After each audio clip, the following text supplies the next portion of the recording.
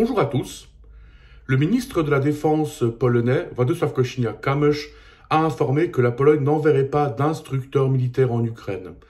Alors, il convient de rappeler que cette option a été proposée par le président français à plusieurs États européens, dont le Danemark, la Suède, les Pays-Bas, effectivement la Pologne et les républiques baltes.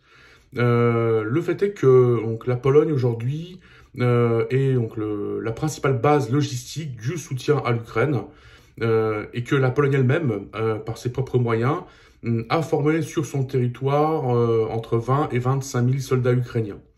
Donc aujourd'hui, la Pologne se refuse à envoyer des instructeurs militaires en Ukraine. Donc ça, c'est la déclaration officielle, puisqu'il faut bien comprendre que dans ce genre de conflit, donc il y a le côté officiel d'une part et puis la réalité de l'autre. Donc est-ce qu'il y aurait déjà des instructeurs polonais en Ukraine? On ne le sait pas, peut-être oui, peut-être que non. Par contre, ce que l'on sait, c'est qu'il y a beaucoup de travailleurs humanitaires, il y a beaucoup de volontaires, donc de bénévoles qui accompagnent les Ukrainiens dans la guerre contre la Russie depuis le début de l'invasion de haute intensité russe sur l'Ukraine. Donc la Pologne aujourd'hui reste le principal soutien à l'Ukraine dans cette guerre contre l'agresseur russe. Le fait est que la Pologne, si elle est l'un des soutiens, voire le soutien principal aujourd'hui, en tout cas le soutien logistique principal de l'Ukraine, elle paye le prix fort. Puisqu'aujourd'hui la Pologne doit faire face à une guerre hybride qui monte en intensité. Cette guerre hybride, nous la voyons au quotidien. Alors d'une part, et donc, il y a la frontière orientale polonaise, donc la frontière avec la Biélorussie et avec la Russie, qui devient un souci de plus en plus important pour le gouvernement polonais. Pourquoi? Puisque depuis plus de 3 ans, d'abord le régime biélorusse, notamment Alexander Loukachenko, le président de la Biélorussie, ensuite la Russie, Vladimir Poutine, le Kremlin, ont déclenché une crise artificielle migratoire à la frontière polonaise. Alors, tout d'abord, donc il s'est agi pour le gouvernement biélorusse, pour Alexander Loukachenko, de se venger en quelque sorte de l'Union européenne qui lui a coupé les fonds après son énième élection présidentielle truquée d'août 2020. Et donc pour ce faire, il a décidé de déclencher une crise migratoire à la frontière de l'Union européenne, dont la frontière de la Pologne, mais également la République balte. Alors comment est-ce qu'il a fait? Eh bien, il a fait venir sur son territoire donc des ressortissants hors Union européenne, donc des gens qui ont payé 15 000 $ par personne, à qui on a promis un transit par la Biélorussie vers l'Union européenne en toute sécurité.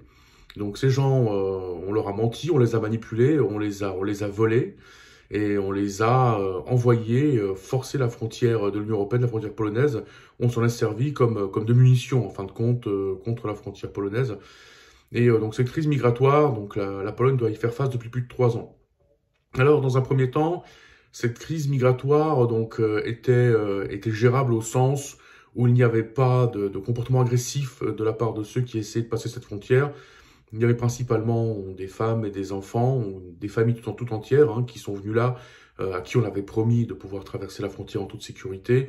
Et donc, à partir de mars-avril 1921 jusqu'en octobre-novembre 2021, donc il n'y avait pas de soucis importants pour contenir cette crise. Donc, même si l'ancien gouvernement polonais, donc le gouvernement de la droite unie, en a fait un moyen de propagande, le fait est que cette crise était migratoire puisque cette immigration était composée principalement de femmes, d'enfants, de familles, de personnes non agressives, de personnes qui voulaient tout simplement transiter par la Pologne pour aller plus loin en Europe, en Allemagne, en France, en Grande-Bretagne. Maintenant, la situation est totalement différente. Aujourd'hui, à la frontière polonaise, on n'a plus affaire à des migrants, mais à des criminels. Ce sont plus des migrants qui essaient de transiter par la Pologne, ce sont des gens qui sont payés par la Russie, non pas pour entrer en Pologne, mais tout simplement pour attaquer la frontière polonaise, pour mettre la pression sur la frontière polonaise. Et il y a déjà 2 soldats polonais qui ont été tués, donc par des soi-disant migrants, mais ce sont des mercenaires que la Russie recrute dans le monde entier. Ce sont des gens qui ont, entre autres, participé aux exactions au Mali, au Burkina Faso, qui ont participé à des crimes de guerre de par le monde entier, notamment au Moyen-Orient, au Soudan. Donc ces gens sont payés, de ce que l'on peut savoir, de ce que l'on peut apprendre, environ 100 $ par jour, pour tout simplement attaquer la frontière polonaise. Donc ces gens arrivent à la frontière polonaise, armés d'armes blanches la plupart du temps, ou objets qui deviennent armes par destination, attaquent les gardes-frontières, attaquent les militaires qui sont là pour protéger la frontière, et ensuite font demi-tour. Et même pour ceux qui arrivent à traverser cette frontière, ils ne restent pas sur le territoire de l'Union européenne, ils font demi-tour pour réattaquer la frontière, puisqu'ils sont payés, non pas pour entrer sur le territoire de l'Union européenne pour y rester, mais ils sont payés tout simplement pour attaquer la frontière, et ils le font parfois 4 à 5 fois par jour. Donc aujourd'hui, la Pologne a vraiment affaire à une bande de criminels à sa frontière, qu'elle doit repousser. Des gens agressifs qui n'hésitent pas à tuer. Il y a déjà 2 soldats qui sont morts, donc assassinés par ces criminels, par ces mercenaires. Donc aujourd'hui, la Pologne essaye de mettre à jour son droit, sa législation concernant les règles d'engagement des militaires. Donc c'est pas simple, parce qu'il y a plusieurs éléments à prendre en compte. Alors d'une part, il y a la sécurité des gardes-frontières et des militaires qui doivent se protéger, qui doivent se défendre. Et ils sont attaqués, comme je le disais, physiquement, avec armes blanches à l'appui, ou alors avec objets comme armes par destination à l'appui. Donc aujourd'hui, ces gens risquent leur vie, donc il paraît normal qu'on leur permette de se défendre efficacement, également en faisant usage de leur arme à feu. Mais le problème, c'est que l'usage de l'arme à feu pose une autre question. Est-ce que ça ne va pas déclencher un conflit armé avec la Biélorussie? Puisqu'on peut supposer qu'à un moment donné, donc un coup de feu ou un autre parte, et qu'il y ait quelqu'un qui soit touché de l'autre côté de la frontière. Donc à partir de là, si une balle perdue devait se retrouver de l'autre côté de la frontière, ou si un militaire biélorusse, un garde-frontière devait être touché, qu'est-ce que ça impliquerait à l'échelle globale? Donc le gouvernement polonais aujourd'hui a un souci, puisqu'il faut qu'il soupèse le pour et le contre. Donc d'une part, autoriser les militaires à se défendre, et c'est ce qui est fait. Donc le Premier ministre Donald Tusk a annoncé que les militaires auraient le droit de faire usage de leur arme à feu s'ils étaient attaqués physiquement par quelqu'un, ou alors s'il y avait donc des attaques de nature agressive contre la frontière polonaise. Le fait est que, sachant que les soldats doivent se défendre, on n'est pas à l'abri d'une provocation qui ferait que quelqu'un soit blessé de l'autre côté de la frontière, et du coup, qu'est-ce que ça impliquerait? Est-ce que ça impliquerait une confrontation directe? Est-ce que ce sera un prétexte pour le gouvernement de Loukachenko, pour la Biélorussie, pour attaquer la Pologne? Est-ce que ça déclencherait une intervention russe? On ne le sait pas, mais la situation est très tendue. Cette frontière est très compliquée à défendre. Alors, donc la Pologne met en place des fortifications, donc ça va prendre du temps, ça ne se fait pas du jour au lendemain. Mais aujourd'hui, donc la pression migratoire artificielle déclenchée par la Biélorussie et la Russie constitue un grave souci auquel la Pologne doit faire face tous les jours. Donc le fait de déclarer et d'envoyer des instructeurs militaires en Ukraine fait craindre que ça pourrait pousser à l'escalade, notamment concernant cette frontière. Ensuite, il y a des actes de sabotage qui ont lieu en Pologne au moins depuis 2 mois, si ce n'est plus. Rappelons-le, en août de l'année dernière, il y a eu une épidémie de légionellose en Pologne. Donc la légionelle s'est retrouvée dans les conduits d'eau. On ne sait comment, il y a environ 300 morts, donc on a attribué ça au changement climatique, à la chaleur, à la vétusté du matériel, mais il paraît quand même assez bizarre que ces concentrations de légionelles s'est fait à l'endroit précis où il y avait la principale base logistique de soutien à l'Ukraine, donc dans la ville de Jachów. Ensuite, donc, des sabotages qui ont été faits sur le système des voies ferrées polonaises, donc le système de signalisation, donc qui ont été détournés, qui ont été sabotés. Tout cela l'année dernière, au courant de l'été. Aussi au courant de l'été de l'année dernière, se sont retrouvés dans les villes polonaises des centaines de tracts appelant à rejoindre le groupe Wagner et d'autres groupes de mercenaires russes, avec même un QR code pour se connecter à leur site. Cette année également, donc des actes de provocation, des actes de sabotage, donc des passages à tabac qui ont lieu sur le territoire polonais, des attaques contre les infrastructures, notamment des incendies, un certain nombre d'incendies, une galerie marchande, la plus grande galerie marchande de Varsovie qui est incendiée au courant du mois de mai de cette année, un dépôt de déchets hautement toxiques, un lycée pendant les épreuves du bac, des incendies dont tout porte à croire sont l'œuvre délibérée de gens payés par la Russie pour se livrer à des actes de sabotage. Alors, à l'heure d'aujourd'hui, il semble que le gouvernement polonais soit en mesure de confirmer l'arrestation de 25 personnes, justement, dont on sait qu'elles ont été payées pour se livrer à des actes de sabotage en Pologne. Donc il faut bien voir que la situation est très tendue, que les provocations se multiplient. Il conviendrait aussi de parler des cyberattaques auxquelles la Pologne doit faire face. Notamment a été attaquée donc l'agence de presse polonaise, où on a publié une fausse information, donc un fake news, disant qu'à partir de juillet de cette année, la Pologne allait lancer une mobilisation partielle donc, de ses citoyens pour les envoyer faire la guerre en Ukraine. Dans la mesure où la Pologne aujourd'hui se retrouve en première ligne, où elle est directement menacée, où la menace russe est concrète. Et aujourd'hui, il ne convient pas de se poser la question si la Pologne devra faire face à la confrontation avec la Russie, puisqu'elle y fait face déjà. Mais la question qui se pose, c'est est-ce que cette confrontation va monter en intensité? Donc le gouvernement polonais aujourd'hui, il essaie de faire de son mieux pour éviter l'escalade. Seulement le fait est que cette escalade, elle sera actée ou pas actée par le Kremlin. Donc la Pologne n'a pas beaucoup de marge de manœuvre, mais tout de même, donc elle essaye d'éviter de faire monter les émotions, pourrait-on dire ainsi. Donc aujourd'hui confirmer l'envoi d'instructeurs militaires serait pour la Pologne donner un prétexte à la Russie pour monter d'un cran dans sa guerre hybride contre Varsovie, contre le pays. La Pologne se trouve dans une situation sensiblement différente à la situation française. Donc, la Pologne ne dispose pas de l'arme atomique. Et d'autre part, la Pologne se trouve directement être un pays limitrophe, frontalier de la Russie et de la Biélorussie. Donc, on ne peut pas confirmer ou infirmer la présence d'instructeurs militaires polonais sur le territoire ukrainien. Par contre, on sait parfaitement que dans le cadre de ce genre de conflit, il y a pas mal de troupes qui ne sont pas en uniforme, donc des mercenaires, des forces spéciales. Donc est-ce que dans les faits, il y a des instructeurs polonais en Ukraine? On ne le sait pas. On ne peut pas le confirmer ni l'infirmer. Mais en tout cas, ce qu'on peut dire avec certitude, c'est que d'un point de vue polonais, confirmer l'envoi officiel d'instructeurs militaires en Ukraine constitue un grave danger, mais surtout c'est un élément d'escalade auquel donc, la Pologne devrait faire face. Donc une escalade à laquelle la Pologne devrait faire face, mais surtout c'est une décision que la Pologne ne peut pas se permettre dans la situation actuelle où elle est en train de travailler à renforcer sa frontière. Donc d'une part, dans un prochain temps, dans un futur très proche, sur une période de 5 ans, seront investis environ 10 milliards de zloty, donc ça constitue environ 3 milliards d'euros, dans la défense de la frontière orientale, donc la frontière avec la Russie et la Biélorussie. Donc des fortifications, des bunkers, tout ça relié à des systèmes électroniques donc qui doivent permettre à la Pologne de contenir, voire de repousser une attaque éventuelle russe ou biélorusse.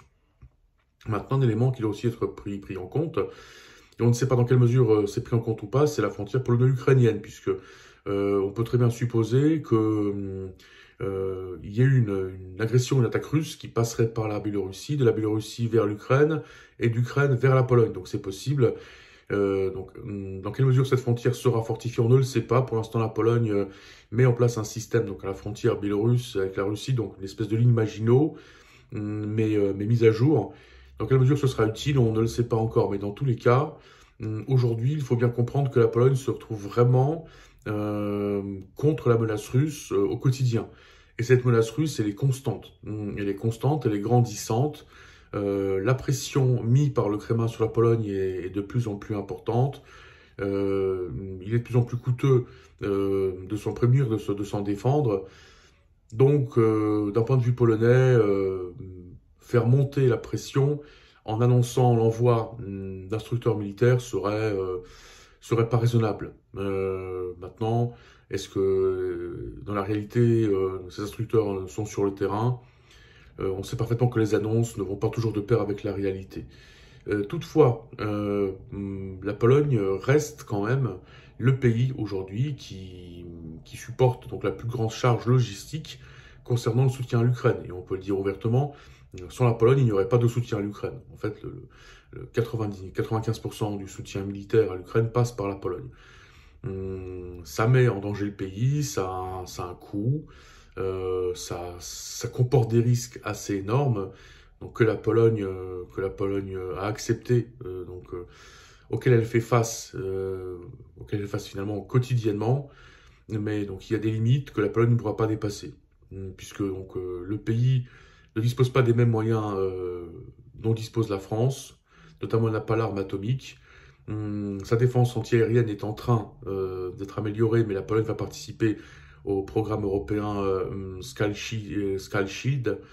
Donc c'est le bouclier, qui va être fait un peu sur le modèle israélien, l'European Sky Shield, mais c'est pas encore fait. Donc aujourd'hui, la Pologne elle-même développe 3 programmes parallèles de défense antiaérienne, donc des défenses de courte, moyenne et longue portée.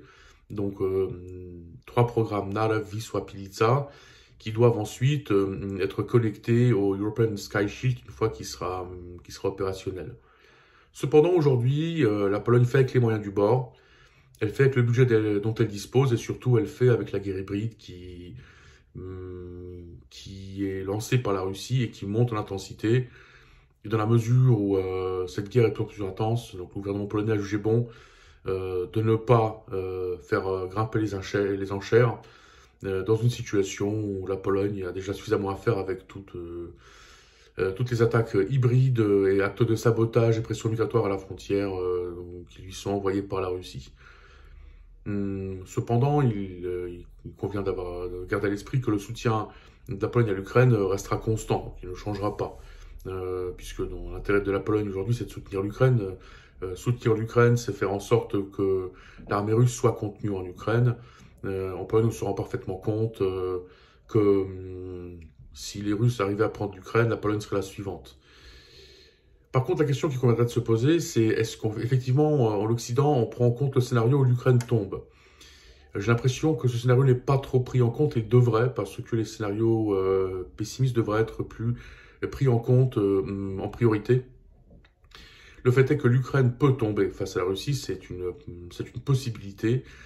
Par contre, j'ai l'impression que c'est une possibilité qui n'est pas suffisamment pris en compte, qu'on est un peu dans le déni. Alors, ça n'arrivera peut-être pas, je l'espère que ça n'arrivera pas, mais il convient quand même de prendre en compte tous les scénarios qui sont possibles. Il est sûr que nous ne sommes pas informés de tout, nous, comme des mortels, nous, analystes, commentateurs, simples citoyens. Mais le fait est que des informations dont on dispose, il en résulte quand même qu'on part du principe que l'Ukraine tiendra. Bon, je vous rappelle quand même qu'on partait également du principe en 1950 que Dien Bien Phu était imprenable. Donc quelques années ensuite, il s'est avéré que ça n'a pas été le cas.